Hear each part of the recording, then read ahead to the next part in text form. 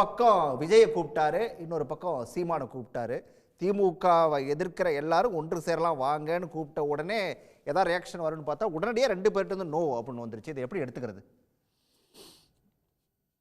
அதிமுக காலத்தால் களைத்து போய்விட்டது.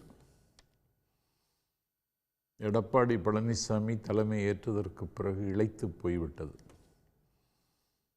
இப்பொழுது இருமி கொண்டு கிடக்கிறது. ஈழை கட்டி இருமி அந்த இயக்கத்தை அடுத்த கட்டத்துக்கு நகர்த்துவதற்கு முடியாமல் அந்த கட்சி தத்தளிக்கிறது. மேட்டுப்பாளையத்தில் பெரிய கூட்டம் அப்படின்னு சொன்னார். எல்லாம் 200 ரூபா கூட்டம். அதிமுகவை ஒரு பொருட்டாக யாரும் எடுத்துக்கொள்ளவில்லை. ஏன்னா அண்ணன் ஸ்டாலின் முதலமைச்சராக பொறுப்பேற்றதற்கு பிறகு, இல்லாவிட்டால் திராவிட முன்னேற்றக் கழகத்தின் தலைவராக பொறுப்பேற்றதற்கு பிறகு சந்தித்த எல்லா தேர்தல்களிலும் பழனிசாமி தோற்கடிக்கப்பட்டிருக்கிறார். ஒரு பொது தேர்தலை, ஒரு யுத்த காலத்தை எதிர்கொள்ளக்கூடிய அவசரத்தில் வருகின்ற ஈரோடு இடைத்தேர்தலை புறக்கணிக்கிறார். விக்கிரவாண்டி இடைத்தேர்தலை புறக்கணிக்கிறார். ஆகவே திராவிட முன்னேற்றக் கழகத்தை எதிர்கொள்வதற்கான ஆளுமையோ ஆண்பலமோ அதிமுக இன்றைக்கு இழந்து விட்டது.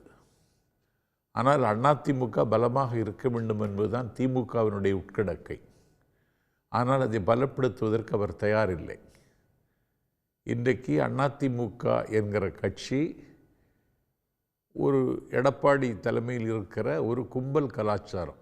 அவர் வரும்போது ஒரு கூட்டம் அப்படி கூடும், அதெல்லாம் கலைஞ்சிடும். இது அடுத்த கட்டத்துக்கு நகர்த்துவதற்கு அவரிடத்தில் எந்த திட்டமும் இல்லாததுனால தான் தமிழ்நாட்டை திட்டமிட்டு புறக்கணிக்கிற, வஞ்சிக்கிற, அலட்சியப்படுத்துகிற, ஆறாவது விரலாக கருதுகிற, தமிழ்நாட்டினுடைய உரிமைகளை மதிக்காத பிஜேபி கட்சியோடு கூட்டணி வைத்துக் கொள்வது என்பதுன்னா அது ஒரு மாரல் வெயிட் அவருக்கு கிடைக்கும்னு அவர் நம்புகிறார். ஆனால் பிஜேபி கட்சி என்ன செய்யும் என்பதற்கு மகாராஷ்டிரா, கோவா, சிக்கிம், மேகாலயா இதற்கு பல உதாரணங்கள் இருக்கின்றன. துணை முதலமைச்சராக இருந்தவர் இன்னைக்கு முதலமைச்சராகிட்டார். முதலமைச்சராக இருந்தவர் துணை முதலமைச்சராகிட்டார். சித்தாந்த ரீதியாக பிஜேபி கட்சியோடு எல்லா வகையிலும் ஒத்துப்போகக்கூடிய சிவசேனாவையே நொறுக்கி விட்டார்கள். சிவசேனாவை விஜய் வந்து இப்ப நிராகரிச்சுட்டு நாங்க வந்து வெற்றி பெறுவோம், தமிழ்நாட்டில் நாங்க வெற்றி பெறுவோம், தாவேகா ஆட்சி அமையும் அப்படிங்கிற ஒரு நம்பிக்கையோட சொல்றாரு. அப்படின்னா அது அவங்க கட்சி மேல இருக்கக்கூடிய நம்பிக்கை அப்படி பார்க்கலாமா, இல்ல வந்து அதிமுக வீக்கா இருக்குது அவங்க கூட ஏன் போகணும் அப்படிங்கிற அந்த பார்வை எடுத்துக்கலாமா, இல்ல பாஜக கூட போறதுக்கு அவருக்கு உடன்பாடு இல்லை அப்படி எடுத்துக்கலாமா? எப்படி எடுத்துக்கிறது? அதிமுக அதிகாரத்தில் இல்ல, அதிகாரத்தில் இருக்கிற கட்சியோட தான் மோதல். அரசியல் எதிரி, கொள்கை எதிரின்னு ரெண்டாக விஜய் தம்பி அழகா அதை பகுத்துட்டார். அவர் போகிற இடத்திலெல்லாம் மிகப்பெரிய கூட்டம் கட்டுக்கடங்காமல் திரளுகிறது. அந்த கட்டுக்கடங்காமல் திரளுகிற கூட்டத்தை அதை அப்படியே அதை மீண்டும் தொடர்ந்து தக்க வைத்துக் கொள்வதற்கான திட்டம் அவருக்கு இருக்கான்னு எனக்கு தெரியலை. ஆனால் விஜய்க்கு ஒரு செல்வாக்கு இருக்கிறது. ஏன்னா தமிழ்நாட்டில் சினிமாத்தனமாக சிந்திக்கிற வாக்காளர்கள் நிறைய பேர் இருக்காங்க.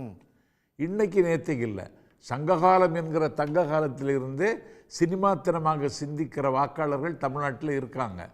உங்களுக்கு பாரி மண்ணுடைய பரம்பு மலையை முற்றுகையிடுவதற்கு மூவேந்தர்கள் வருகிறார்கள். மூவேந்தர்கள் பரம்பு மலையை முற்றுகையிடுகிறார்கள். வளம் பொருந்திய மலை, பிழிந்து போடப்பட்ட கரும்பு சக்கையிலிருந்து ஒழுகுகின்ற அந்த சாறை ஆறாக பாயும் என்று புலவர்கள் சொல்லுகிறார்கள். அந்த பரம்பு மலையை முற்றுகையிடுவதற்கு மூவேந்தர்கள் வருகிற பொழுது கபிலர் மூவேந்தர்கள்ட்டே சொல்லுகிறாரு, நீங்கள் வாழை ஈட்டி எல்லாம் கொண்டு வந்து தாக்கி பாரியை வெற்றி விடலாம், பரம்பு மலையை கைப்பற்றி விடலாம் என்று கருதாதீர்கள். கூத்தரும் பாணருமாக ஆடி பாடி வந்து கேளுங்க, பரம்பு மலையை தந்துடுவான்னு. ஆகவே அன்னைக்கே ஒரு கலை உணர்ச்சி தமிழ்நாட்டில் இருந்திருக்கு. அவர் நல்ல கலைஞன், செல்வாக்கு பெற்ற கலைஞன், தமிழ்நாட்டு அரசியலில் இன்னைக்கு அவர் குதித்திருக்கிறார் அப்படின்னு சொன்னால் அந்த சினிமாத்தனமாக சிந்திக்கிற வாக்காளருடைய வாக்கு பூரா அவருக்கு வரும். இன்னைக்கு இந்த சீமானுடைய கட்சியில் இருக்கிற வாலிபர்கள் பூரா சத்தம் இல்லாமல் வெளியேறிட்டாங்க. அதிமுகவிலும் சினிமாத்தனமாக வாக்களிக்கின்ற அந்த ரசிகர்கள் இன்றைக்கு தம்பி விஜயை ஏற்றுக்கொண்டு விட்டார்கள். அதனால அதிமுக தேவையில்லை அப்படிங்கிற ஒரு முடிவு, எதுக்கு ஒரு எக்ஸ்ட்ரா லக்கேஜ் சுமக்கணும்னு அவர் முடிவு பண்ணிட்டார். உடனுக்குடன் செய்திகளை தெரிந்து கொள்ள சன் நியூஸ் பெல் ஐகானை கிளிக் பண்ணுங்க.